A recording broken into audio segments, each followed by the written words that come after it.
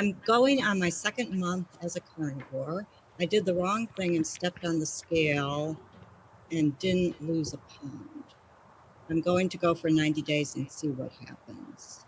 That's not uncommon. That's not uncommon. You may have lost weight and gained it and lost it and gained it and lost it and gained it. Most of the weight we lose initially and going on carnivore is going to be water anyway.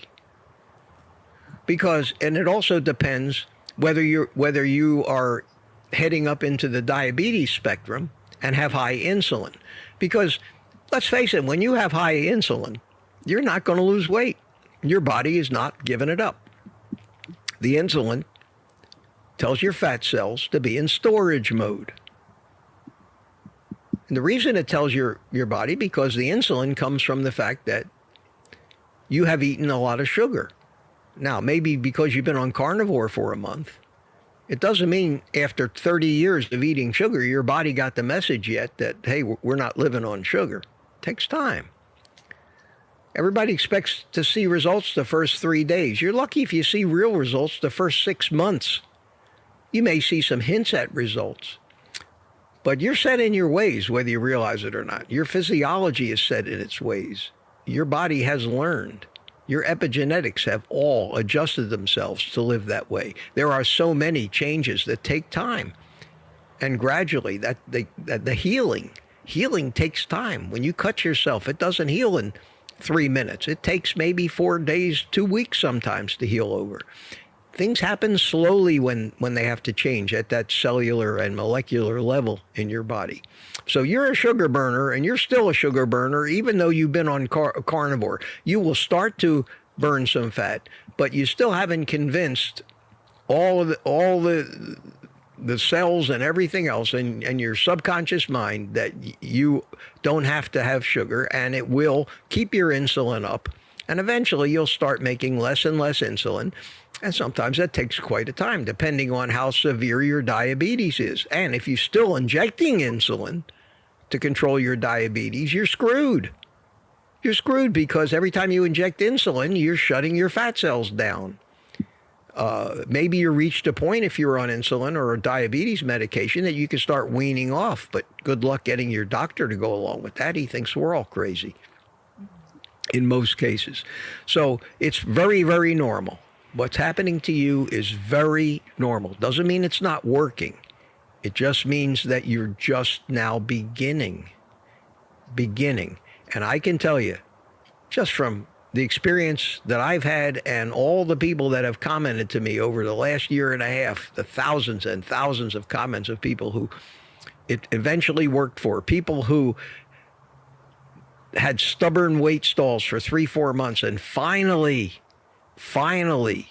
for whatever reason, and most often that reason was their insulin levels went down because they just stopped eating sugar. That if you stop eating sugar and don't cheat and don't give in to your addictions, you can't be on the carnivore diet and have a cheat day every week and apologize and jump back on. You have a cheat day, a cheat meal, you have given up any gains you've made. You have reinforced to your body that sugar is still available and the changes won't happen. And God, Ellen, you know, and I know that there's no shortage of examples of that. You cannot do dirty carnivore. There is no such thing. You're either carnivore or you're not. Now, I don't care if you drink coffee. There are no carbs in coffee. I don't care if somebody tells you, well, there's carbs in an egg. It doesn't matter. Those are okay. You can't eat eggs without a fraction of a gram of carbs. They don't matter. They don't trigger cravings. Those foods trigger satiety. You have to make a decision.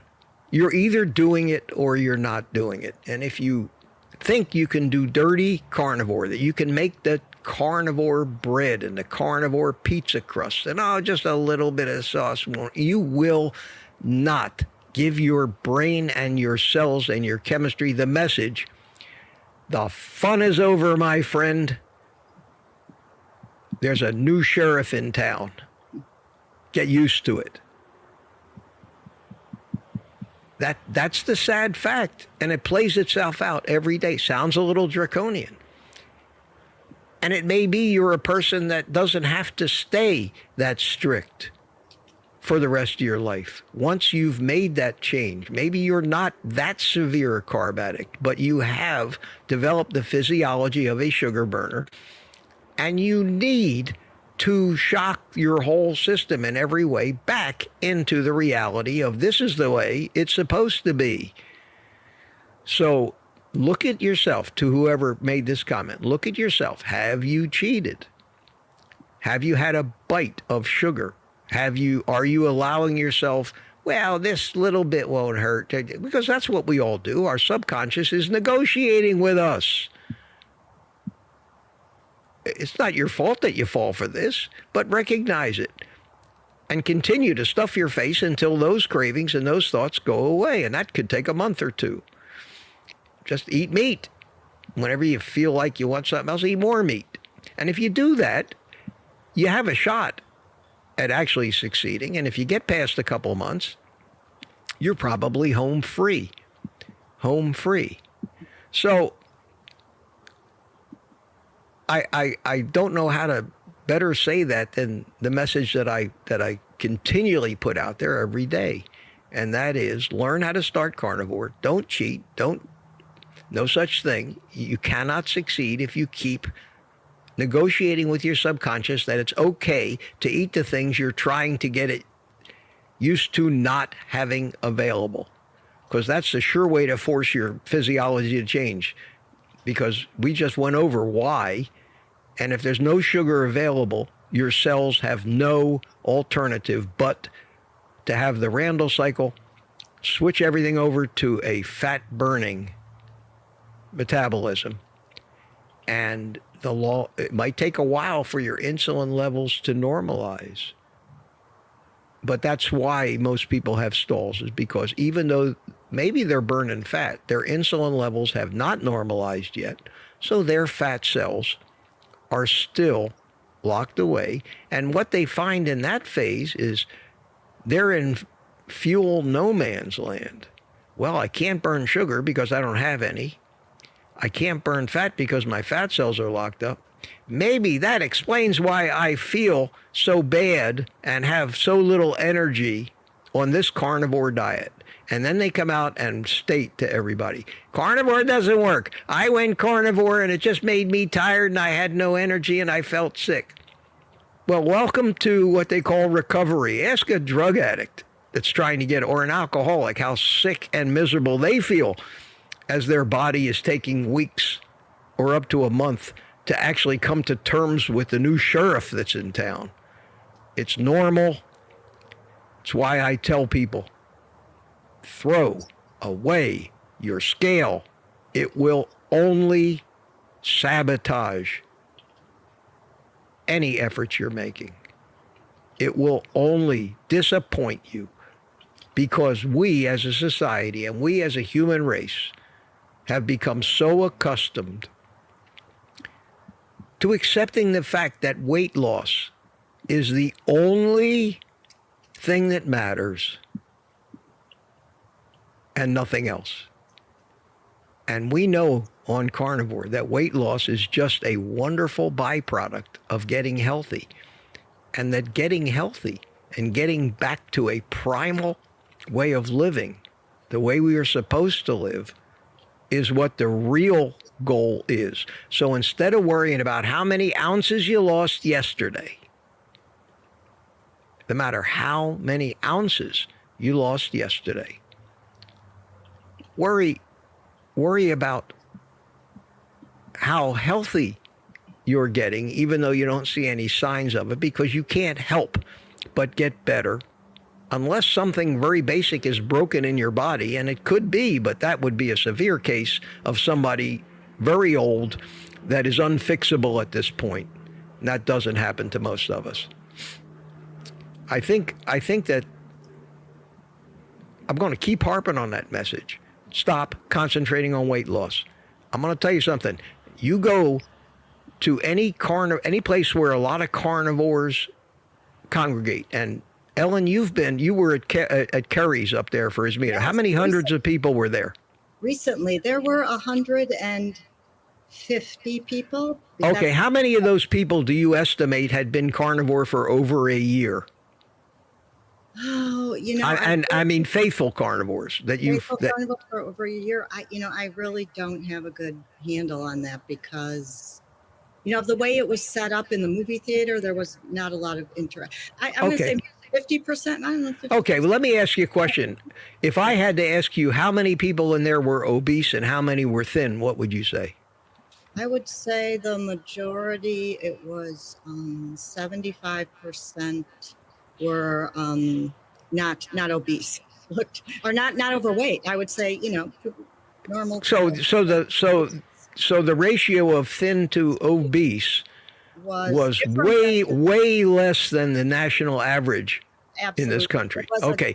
If you just saw that movie theater full of people, because that's where, it was in this theater at the beginning, it would have been very different. Okay, so that in itself is a kind of an epidemiological study that shows you that when you take 100 carnivores and put them in a room, there's going to be many more of them that are thin than fat. And the likelihood is that the fat ones are new carnivores or cheating carnivore or dirty carnivores. And that pretty much every one of the people that follow it faithfully don't cheat. Virtually 100% of them, if they've been doing it for a year or more, will be at an optimal weight, because you can't help but have that happen. So if you know what the eventuality, if you know what the eventual outcome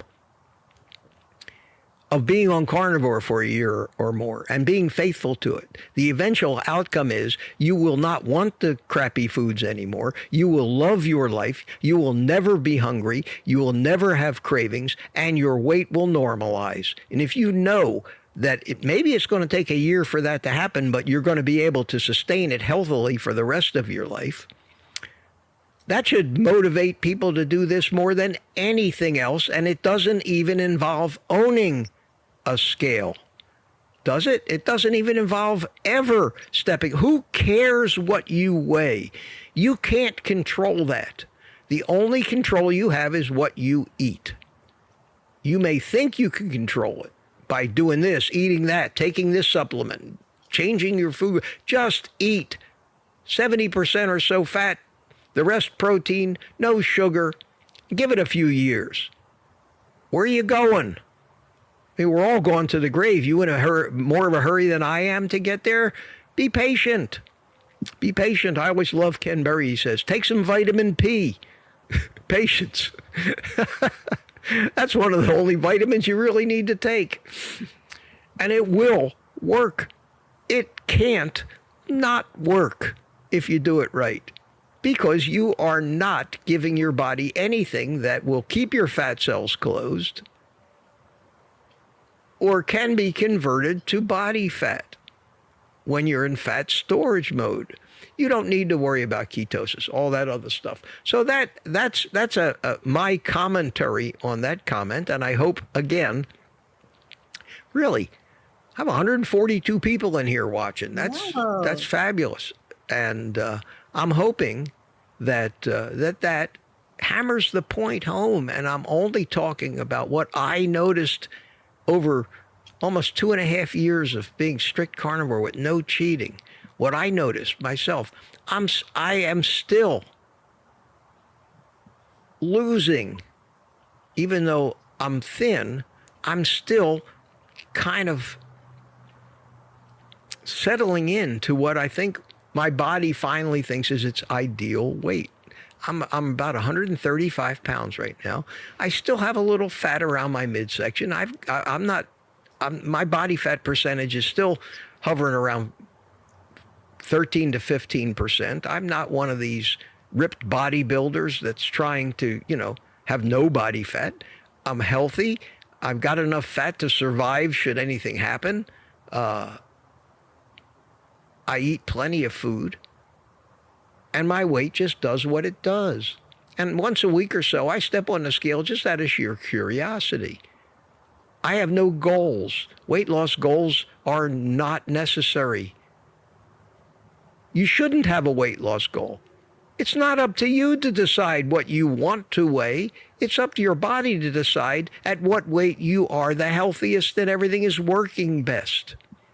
Let it alone. Don't micromanage anything. God, I harp on that, don't I, Ellen? Yes, you do, but I think it's important. Okay, I hope people take what I say seriously, because I still seem to be the Lone Ranger here on YouTube, Well, repeating the same message again and again until it sinks in. And probably any new people, it's the first time they ever heard anybody talking like this. But I'm a realist. I'm reality based, and I understand how it all works. I understand how all of it plays together from every viewpoint, from an evolutionary viewpoint, from a biochemical viewpoint, from a psychological viewpoint, from every direction, and it all makes great sense to me. It's hard to explain sometimes because it took me a lifetime to learn all this. And it's not something you can just tell somebody overnight. So I try to keep it simple, basically, and say it's so simple. Eat the meat. Don't eat the sugar. Eat at the right ratio. Eat when you're hungry. Stop eating when you're full. It will all settle down without your conscious intervention to a routine where you'll probably find yourself intermittent fasting, eating 1 or 2 meals a day and never being hungry or famished. You'll get hungry, but you won't get famished, or you won't say to anybody, man, I'm starving to death. If I don't eat, I'm going to fall over. Never happened.